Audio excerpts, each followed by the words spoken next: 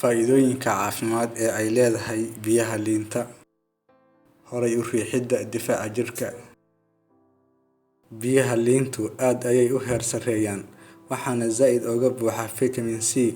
Vitamin C-gu wuxuu ka caawiyaa soo saarka unugyada dhiigga caska, kaasoo aad muhiim u ah difaaca jirka si uu si habsami leh u shaqeeyo.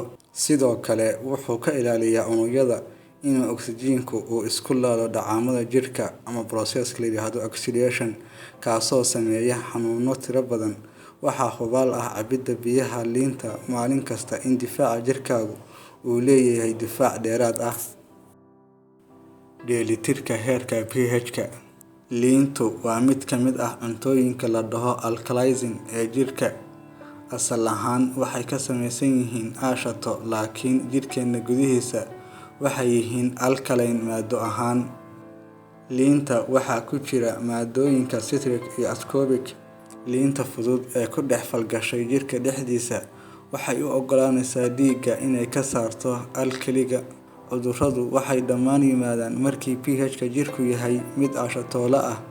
Cabidda biyaha liinta markasta waxay la dagaalamaysaa maadooyinka aashatada ee jirka kuwaasoo ka kooban uric acid-ka ee isgoysyada lafaha, taasoo ah midda ugu weyn ee keenta lafa xanuunka. Maskaxda iyo unugyada halbowlaha. Maadada potassium-ka ee ku jirta biyaha liinta waxay nafaqeeyaan unugyada maskaxda iyo kuwa halbowlayaasha. Ka hortagga kansarka. Sida laga soo saaray tijaabooyin la sameeyay, biyaha liinta waxaa ku jira maadada citrus limonene oo ah maado ka ilaalisa xubnaha dhaawacma, teetanada iyo infekshanno badan, iskuna beddeli kara kansar. Infekshannada saableyda neefta. Biyaha liintu waxay kaa caawinayaan inaad la dagaallantid cunaha xanuunka iyo caabuqa qulmannada. Dedejinta dheefshiidka. Biyaha liinta ma ahan oo keliya inay dheefshiid caafimaad qab ah dedejiyaan iyagoo yareynaya bakteeriyada sababta calool fadhiga, laakiin waxay yareysaa daacadda badan, nabar caloleedka iyo lalabada. Dheelitirka heerka sonkorta dhiigga.